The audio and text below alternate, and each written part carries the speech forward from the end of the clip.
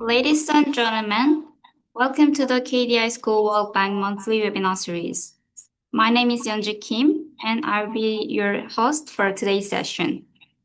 Before we get started, please note that today's webinar will be recorded for knowledge sharing purposes.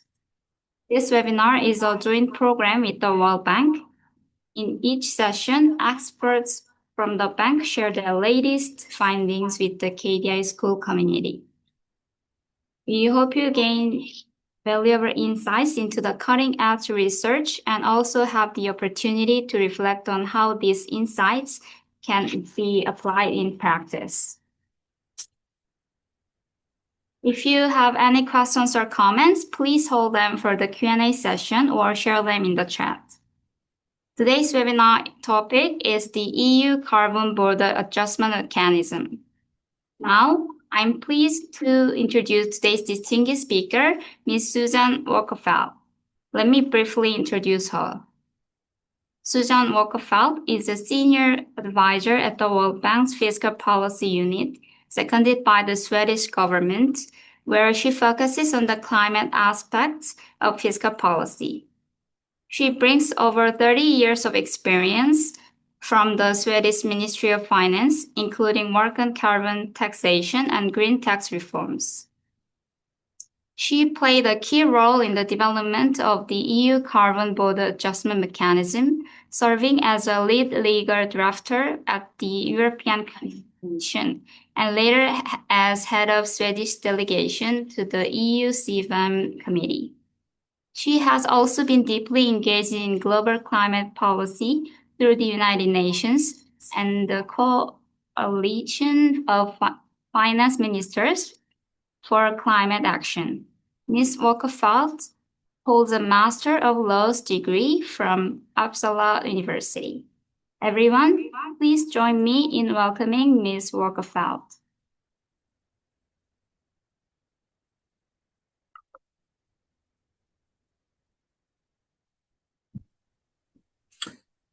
Okay, well, good afternoon, everyone, and thank you for being up a little late in the afternoon because I'm here in Brussels, the European time, which is in the early morning. So let's talk about the EU CBAM, as it's called. I'm glad that you're so many being interested in learn a little more about it. So let's get started. And please, Yoyin, you can take the first slide, please. So let us talk about what it really is. First of all, the CBAM is the mechanism that is applied within the EU, but there are also other countries that are considering other kinds of border carbon adjustments, similar ones, particularly the UK, which is starting next year, and also Canada, and I know Taiwan and Australia are considering these matters. Next slide, please. So why did it all start? Well, it started as part of the EU Green Deal that the EU Commission introduced in 2021. And the aim was the EU wanted to go ahead with the increased climate policy when the rest of the world was not doing it. See, the EU still wanted to do it on the internal market. And in order to do that, they were, for example, increasing the emission trading scheme, the strength of that. And in order to safeguard the competitiveness of EU producers, the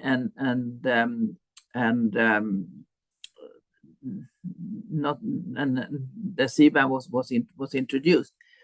And I think you got the picture a little wrong. It cuts it off in the beginning. Okay, so the framework was negotiated in the EU legislative bodies, the Council and the Parliament, and it was finally adopted in 2023. And there is a lot of details, a lot of secondary legislation that has come in. The last actually came in a package in December, so it's very late, as now the fiscal obligation has started from 1st of January. There is a web link there. You can look in and see a lot of information on the Commission's website if you're interested in more details. And there was also a proposal in December to extend the scope, but currently we will talk about what how it's currently designed. And the financial obligation, when it actually will cost to import goods that has embedded emissions, that has now started from 1st of January.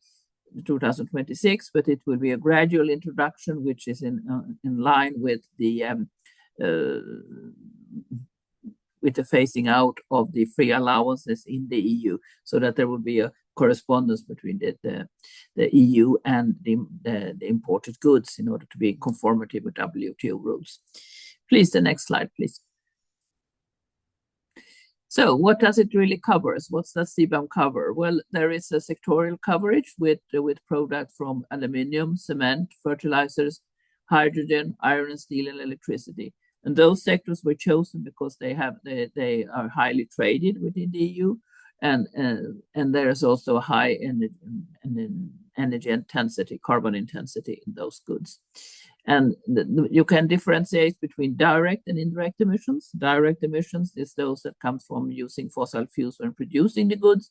Indirect emissions is that you use electricity to produce the goods, and the electricity has been produced by fossil fuels.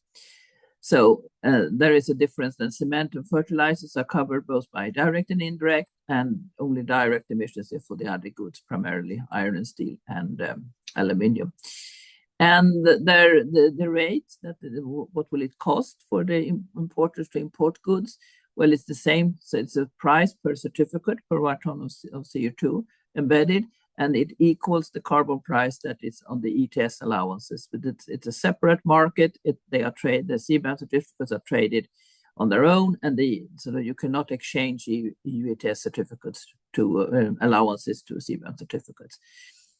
And there's also something that's important to keep in mind for exporting countries, is that you want to avoid double pricing. So there can be a deduction of the carbon price that effectively has been paid in the exporting country when the goods have been produced there on the domestic market.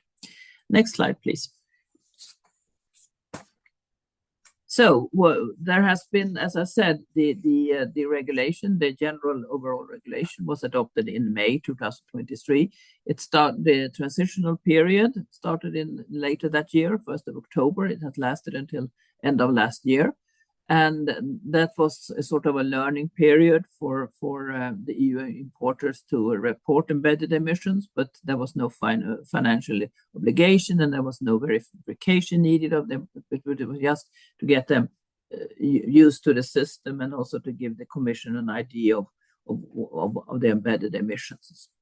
But now, from a couple of weeks ago, from the 1st of January this year, there has been also financial obligation connected to all the imports of these goods, and these embedded emissions need to be declared. They will be declared annually starting from next year, this year's imports, and they have to be verified by authorized independent verifiers, or default values can be used. I can talk more about those default values later.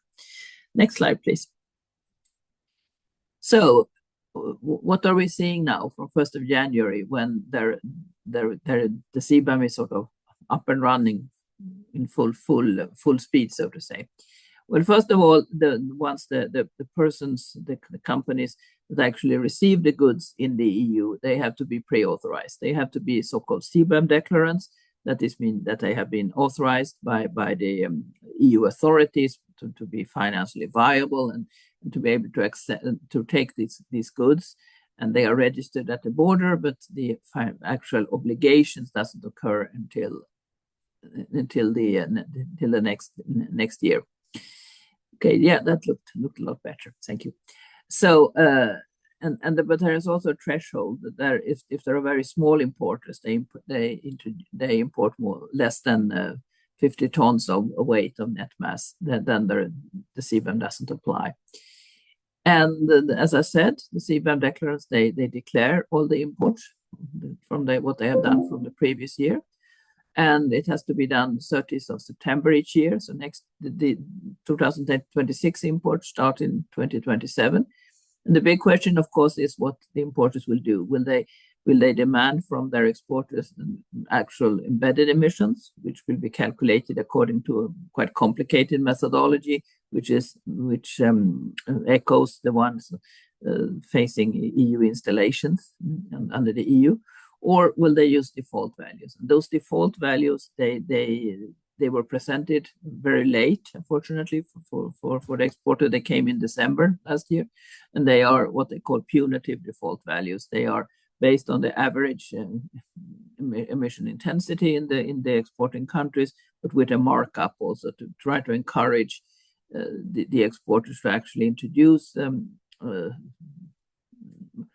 monitoring so that they can measure the emissions, because measuring in emissions is a good way of actually making sure how much you emit, and then give you an incentive to reduce your emissions. And of course, if you reduce your emission, the CBAM obligation will be less. So it's a win-win situation.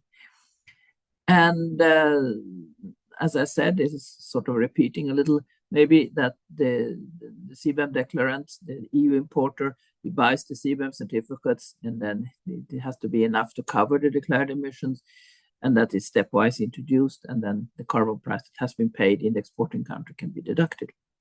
That's the basic principle. Next slide, please. So the big question, of course, is for an exporter to ask themselves, because an exporter now exporting, for example, steel from Korea to the EU, he has to ask him, he sets a price on the goods, so he has to know, okay, will my importer, do my importer want to know all the actual emissions, or will they use default values, because it can, of course, influence the price of the goods. And the CBAM is not putting any obligations on third countries, not on the third countries themselves, nor on the exporters, because it's an EU regulation. It reflects what happens on the internal market. But of course, the importers, if they need to fulfill their obligation, if they want the actual emissions, they need to get in touch with their exporters, the ones that have produced the goods, because those are the ones that actually would be able to monitor and have a verification place at the installation level to give this detailed information. There also has to be availability of these authorized independent verifiers. They need to be authorized by EU authorities, but they can be placed anywhere in the world. They can be in Korea, in Libya, and wherever. So this effective carbon price that's been paid, well, that is the big question. A lot of countries are now starting to respond to the CBAM by introducing carbon pricing mechanisms. So then there has to be a calculation of the tax that has been paid. There is also, the Commission will also later come up with default carbon pricing from each country, but that is still will come next year. So next slide, please. So if you turn to look at the exporting country, the country level, at the government level, how are they interested in this? Well, of course, they are interested in the competitiveness of their exporters. That's a general concern for the government. But if you look at more at the fiscal policy, many governments are now starting to look at this these embedded emissions that are in the goods as a potential tax base.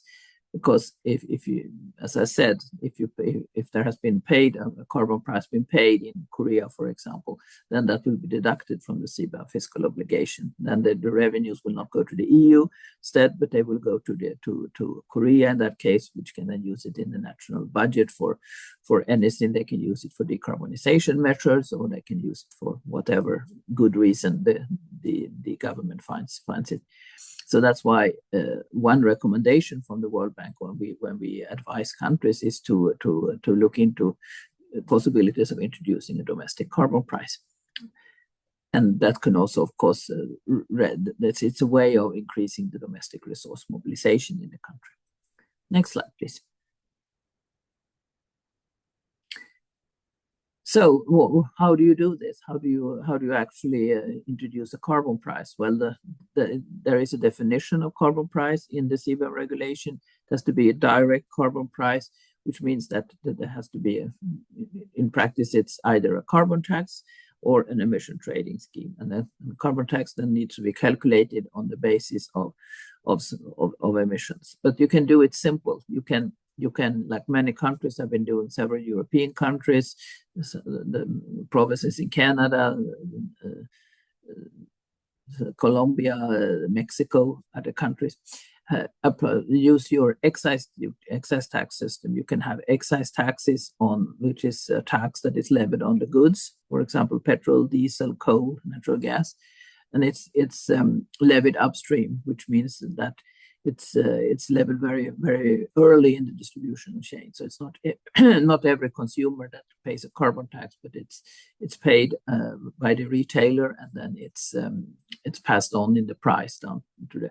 So that in such systems are already existing in most countries, and it would be an easy way to start adding, if you maybe not have taxing coal before, but add that to the tax your tax base, and there will of course be other benefits from introducing such a tax. There will be it's at low administrative costs to have this kind of taxation. It can also cover the informal sector, because when you have it upstream, it's easier. It's easier to detect fraud and so on, and there is no need to actually monitor actual emissions, because you calculate the standard emissions.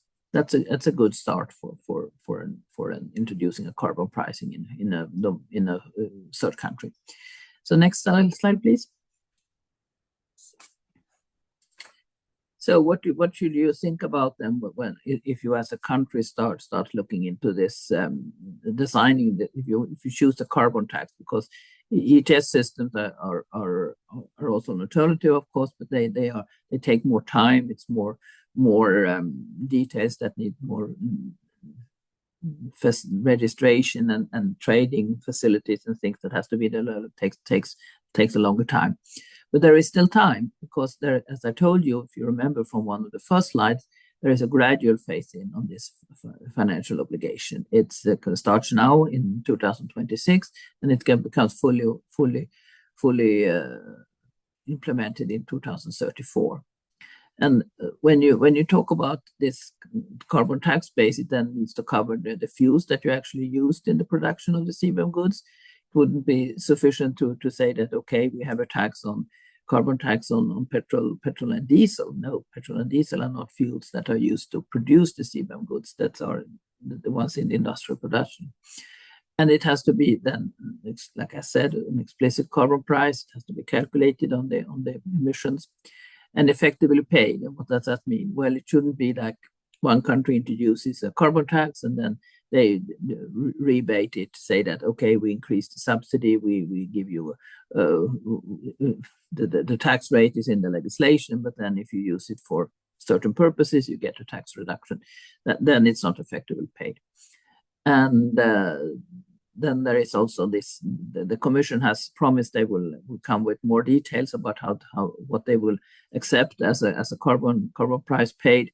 The last we heard was that it will be an official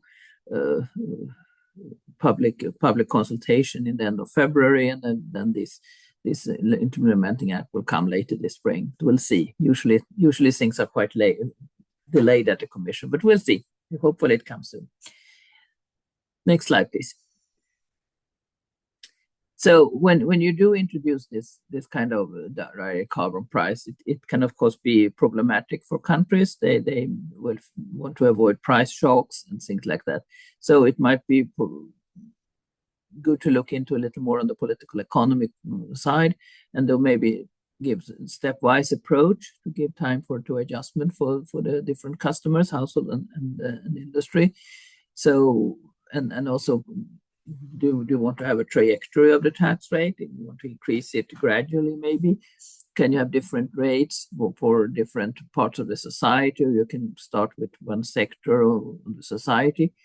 And the first step could be to just look at what you already have, the excise duties, and then you can calibrate them to correspond to the current revenues or the current excise rate that you have, and start with that, and then eventually go to the same carbon tax level in all fuels, which would be best according to economic theory. And then of course the scope, as I was saying, and that's it. And you have to consider the public acceptance. I mean, is the public going to understand why the government are doing this, or do they feel it's just a tax grab That could be how you use the revenues, and make sure that you have options available so that the people can actually transfer to low carbon alternatives. That could be giving aid for research and development in industry. It can be creating more metro or bus lines for people to be able to take public transport instead of driving cars. And if there are sensitive industries that still needs to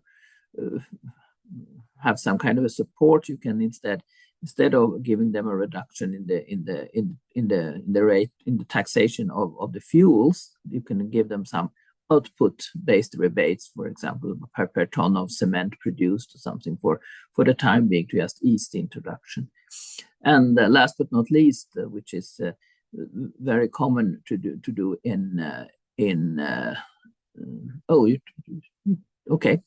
the poor households. I mean, you can give some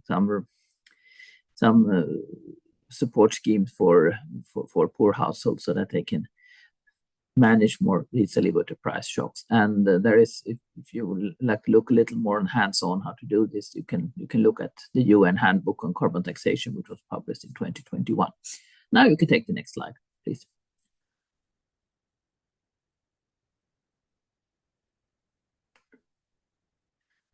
So this is a little more summing up, maybe sort of saying that it's important to remember, as I said before, that the CBAM obligations are on the EU importers. The exporters, there is no extraterritorial legislation putting obligations on certain countries or exporters, but of course the importer will need to be in contact with his exporting, which is the company where he buys from, to give specific data if they are using these actual emissions. And the thing about, of course, with introducing this domestic carbon tax, which has then, of course, been in line with the CBAM definition, it means that the importer will need to buy less CBAM certificates because he can then deduct the carbon tax paid from the CBAM obligation. And that means that the revenues go to the exporting country rather than to the EU. But of course, the price would still be the same unless, but of course, in the end, the carbon tax in the exporting country could, of course, it's a good way of being an incentive to reduce emissions. So that means that there will be less emissions in the end. And the big thing for many exporting countries and their firms is to consider how to develop this MRV system to be in line with the requirements. That they can introduce the carbon tax for standard emissions right away, but in order to make sure to enable them to do the actual emissions and see how much they embedded in the goods, then they have to have some kind of MRV. So it's a development that's necessary. Next slide, please. So now just some indicators of the trade exposure. What is really the CBAM impact? We can look a little at that. Next slide, please. So how does the CBAM affects the export? Well, first of all, it depends on the amount of export from one country to the EU. Is the country very dependent on exports? Like this is particularly the case for countries very close to the EU, like Turkey, Egypt, and those countries. And then what is the emission intensity of the goods? Is the country already using a lot of non-fossil fuels or has an electricity production that is very green? Okay, then they can actually maybe benefit. Their competitiveness can be good. And then finally, what I've been talking about, the carbon price effectively paid in the third country, that can actually influence also the situation. Next slide, please.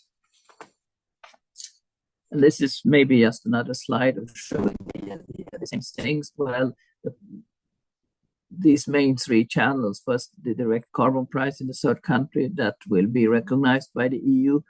And so because you want to avoid double taxation, and then you have also, of course, non-pricing mitigation methods. The country even if the third country doesn't use the carbon taxation or emission trading, they can still have other ways to encourage the decarbonization. They can have regulations forbidding certain use of fuels or processes, so they can give aid to research and development and different kind of subsidies, and have energy efficiency codes, etc. So that will then affect the emissions intensity.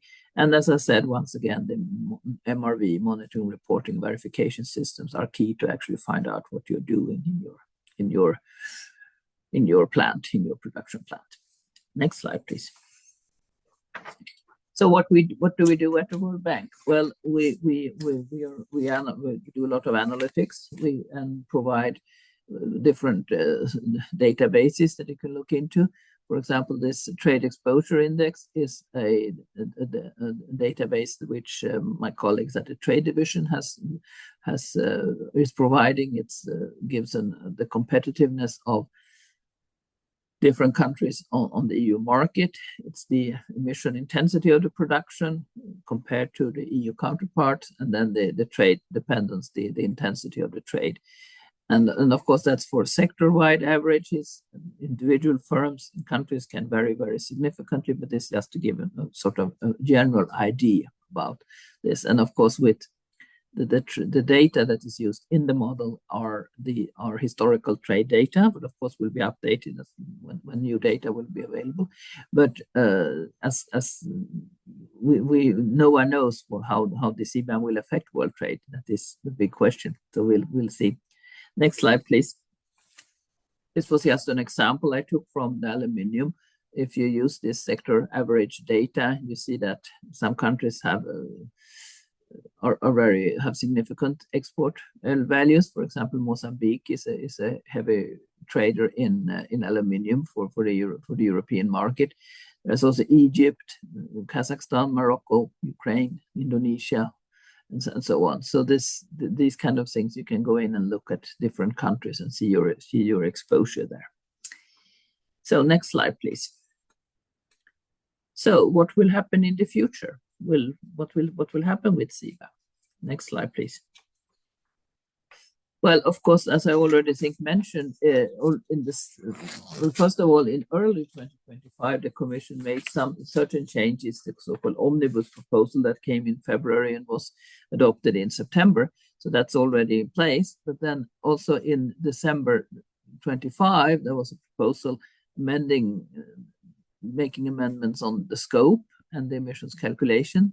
That was mostly because the Commission wanted to extend the scope to downstream products. It was more something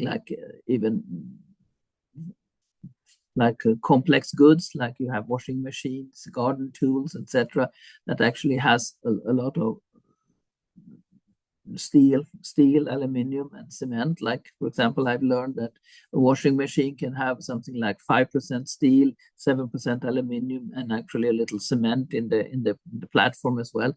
So there has to be some kind of a calculation and method to distinguish between how much embedded emissions there are for this part of the washing machine that actually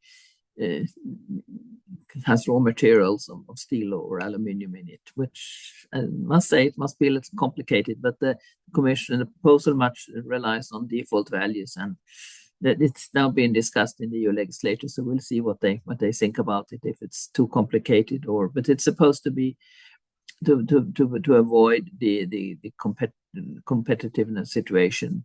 And there is also another leg of this proposal that was to mitigate carbon leakage risk for exporters. If an EU producer export a CBAM product, then he has produced it in the EU, and then there is the free allowances that is now being phased out.